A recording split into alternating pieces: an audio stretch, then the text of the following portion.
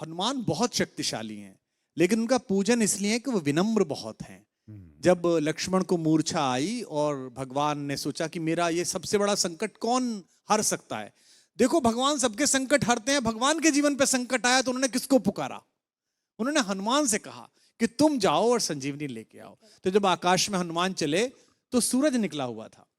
आकाश में तो सूरज होता ही है, दिन कभी डूबता नहीं है।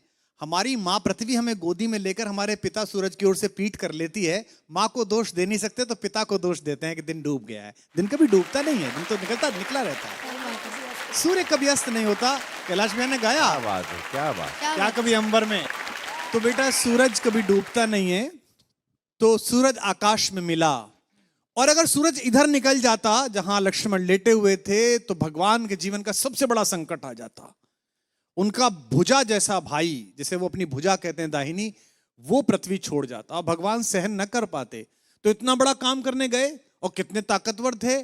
पंचतत्वों में से एक पवन के बेटे हैं। सूरज से मिले तो उन्होंने कितनी विनम्रता से बात की। रवि भाई सूरज से बोले, हे सूरज इतना याद रहे संकट एक सूरज वंश पे है। ये नहीं कहा कि मैं तुम्हारे लिए प्रार्थना कर रहा हूं, तुम्हारा ही खानदान है ना, सूर्यवंशी राम का भाई परेशान है, तुम भी सूर्य हो तो आप ही के खानदान का काम करने जा रहा हूं। विनम्रता देखना आप कितने पोलाइट हैं, है ना। ये सूरज इतना याद रहे संकट एक सूरज वंश पे है। लंका के नीच राहु द्वारा आघात दिनेश अंश पर है। मेरे आने से पहले यदि किरणों का चमत्कार होगा तो सूर्यवंश में सूर्यदेव निश्चित ही अंधकार होगा। कितना प्यार से बोल रहे हैं देखो आप।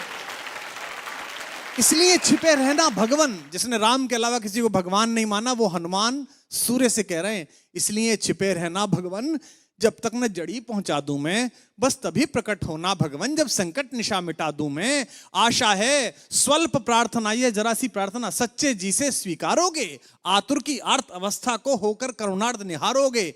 8 लाइन की विनती के बाद धीमे से अपना विजिटिंग कार्ड दिया सूरज को। शक्ति पाना, यश पाना, लेकिन विनम्र रहना। आशा है स्वल्प प्रार्थना ये सच्चे जी से स्वीकारोगे, आतुर की आर्त अवस्था को होकर करुणार्थ निहारोगे। अन्यथा क्षमा करना दिनकर, अंजनी तने से पाला है, बचपन से जान रहे हो तुम हनुमत कितना मत वाला है। अन्यथा क्षमा करना दिनकर, अंजनी तने से पाला है, बचपन से जान रहे हो तुम हनुमत कितना मत वाला है। और धमकी भी कैसी दी। ये जो रवि भैया खड़े हैं ना आपके बगल में, इनके इलाका जहां से शुरू होता है वह धमकी ऐसी दी जाती है कि इतना गोली मारेंगे कि खोखा बेच के करोड़पति हो जाइएगा। लेकिन हनुमान जी ने कैसी धमकी दी, कितनी विनम्रता से। ऐसा कोई नहीं बोलता, ऐसे बनना सब। आशा है स्वल्प